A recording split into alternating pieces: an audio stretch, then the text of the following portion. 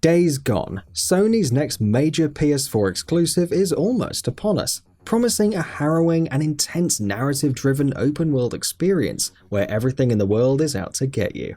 We've been able to learn quite a bit about the game in the last few weeks and months, and here in this feature, in anticipation of its looming launch, we'll be taking a look at 15 vital pieces of information you should know about it. Without further ado, let's begin. Story. Days Gone, as you may have guessed, is set in a post-apocalyptic world, where 2 years ago a deadly plague ravaged the world and killed a large part of the population, while turning many others into ravenous, mutated, and zombified creatures known as freakers. The survivors now struggle to survive against these deadly beasts, while outlaws and bandits also roam freely. In this backdrop, we play as Deacon, a former biker turned mercenary/bounty hunter. Setting. Days Gone takes place in the Pacific Northwest, in the backyard of developers Sony Bend, who chose this setting after quite a bit of thought actually. They wanted to explore the region's rich, dense and varied topography, which they felt hadn't been represented much in video games before. Weather. Days Gone will also have dynamic weather mechanics functioning in the open world, which has become something of a norm in most open world games these days. But hey, we're not complaining. These weather effects will include storms, rainfall, snow, and more. Day-night cycle. Of course, there will also be a day and night cycle, which will interact with some other systems within the game as well. For instance, during nighttime, the zombified creatures known as freakers grow stronger and more ferocious, while during the daytime they're slower and weaker, which is something you'll have to take into account while attempting any and all activities. Freakers. But what about these freakers who are clearly the stars of the show? Let's talk about them for a bit. In Days Gone, players will come across several different kinds of freakers. These include swarmers, aggressive and extremely agile zombies who often travel in massive hordes, or newts, younger zombies who tend to stay away from other humans and creatures and only attack when provoked or if they sense their target is weak. Or screamers, who can summon swarmers by screaming if they should ever spot prey. But it's not just humans who've been zombified.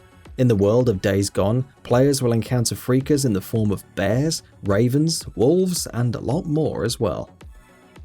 Freaker nests. Littered throughout the world of Days Gone are also going to be freaker nests, which is exactly what it sounds like. These also act as fast travel points, which first have to be unlocked. How do you do that? By burning them, and then clearing them of all freakers inside. Length.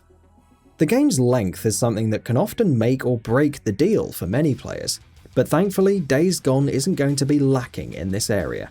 The developers have confirmed that the game will be roughly 30 hours long, which seems to be ideal for an open world title. Of these 30 hours, 6 hours will be cutscenes, so we can expect a pretty heavy narrative focus as well. Bike. Wait, did I say the freakers are the star of the show in Days Gone? Scratch that. Clearly it's the bike. Being a former biker, it makes sense that Deacon's best friend in the whole wide world is his bike. It is integral to gameplay, being used for traversal, having its own dedicated physics, and several other systems and mechanics. Bike customization. One of the mechanics related to the bike that we just mentioned is the customization. Of course you can customize your bike. You can increase the amount of inventory space it has, since Deacon's own inventory is going to be slightly more limited, improve its performance, while also adding modifications to help you survive in Days Gone's harsh open worlds that much better. Crafting. Crafting is also going to be an important mechanic in Days Gone. Littered throughout the game's world, players will find scrap and resources that can be used to craft a number of things that will be crucial to survival. Things include everything from weapons to clothing to motorcycle upgrades. Stealth. Stealth is often going to be the best way to approach combat situations in Days Gone. It will of course come in incredibly handy when you find yourself facing tough odds against large numbers of freakers, or when you chance upon a horde. But even when you're up against bandits and human enemies, it'll still be a good idea to take the stealthy approach. Melee weapons.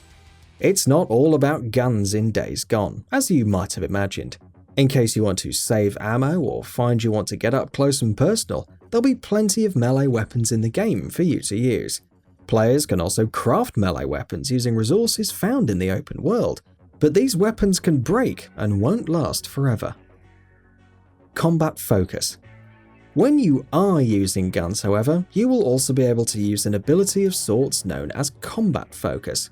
Combat focus will allow you to slow down time for a few seconds while its meter runs out. You can use this extended time to take aim at enemies with more accuracy and then take them out.